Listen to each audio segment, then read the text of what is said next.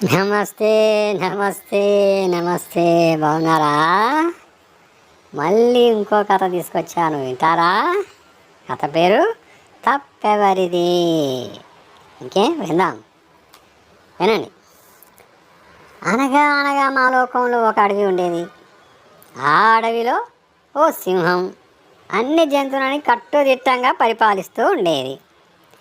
అందరికీ ఆ సింహం అంటే భయం, భక్తి రెండు ఉండేవి. ఎందుకనో ఆ సింహానికి ఆకలి వేయడం మానేసింది. నక్క వైద్యుడు ఎన్ని మందులు ఇచ్చినా ఫలితం లేకపోయింది. సింహం వేటకే పోవడం లేదు.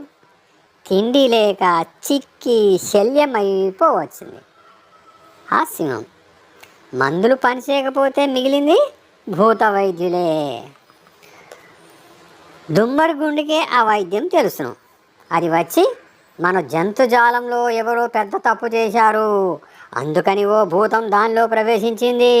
అదే తమకు బాధ కలిగిస్తోంది. ఆ తప్పు చేసిన వారిని మరిడమ్మకి బలి ఇచ్చేస్తే దానితో పాటు ఆ భూతం కూడా నాశనమై మీకు నయమైపోతుంది అంది. వెంటనే సింహం ఓ సభ పెట్టి అందరూ రావాల్సిందిగా కోచ్ చేత చాటింపు వేయించింది. సభాధ్యక్షుడిగా జిరాఫీని ఎన్నుకున్నాయి. అందరూ వారు చేసిన తప్పును చెప్పుకొని అది పెద్ద తప్పు కాదు జిరాఫీ నిర్ణయించాలని సభ కోరింది. మొట్టమొదట సింహం లేచి, రాజుగా మొదట నేను నా తప్పు ఒప్పుకోవడం ధర్మం, అందుకని నేను చెప్తా అని ఉపోద్ఘాతం పలికి, నేను ఒకసారి ఆమెగా 2 గొర్రెల్ని చంపి తినలేక ఒక గొర్రెని వదిలేశాను. అది తన తప్పు చెప్పింది జిరాఫీకి. అప్పుడు జిరాఫీ ఏమంది, మీరు తినకపోతేనే దుమ్మరిగుండు తింది కదా, అదొక పెద్ద తప్పు కాదు అంది. ఆ తర్వాత పులి లేచి, నాకు తుపాకీ దెబ్బ తగిలిన వేట చేయలేక పడుకున్నప్పుడు ఒకసారి మనిషి మాంసం తిన్నాను అని తప్పు చెప్పింది.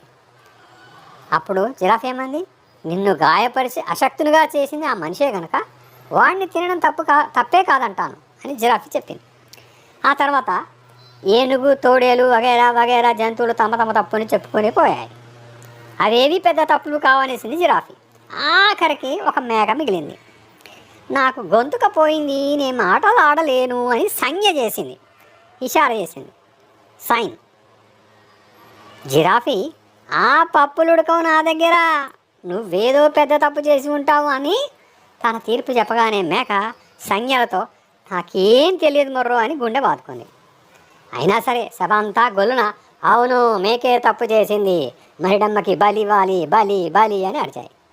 ఇదే సమయమని తోడేలు ఒక్క ఉదుటున మేకని నోట కరిచి పట్టుకొని ఆ పని నాకు వదిలేయండి అని సభ వదిలి మేకతో పరుగు తీసింది. నా లోకం ఇదేంటంటే మెత్తని వారిని చూస్తే అందరికీ మొత్తం బుద్ధేస్తుంది. అందుకని మెత్తగా ఉండొద్దు, ఎప్పుడు ఎలా ఉండాలో అలా ఉండాలి. తెలిసింది కదా? కథ నచ్చింది కదా? మళ్ళీ కలుస్తాను మరో కథలో. మీ జయప్రకాష్. Thank you.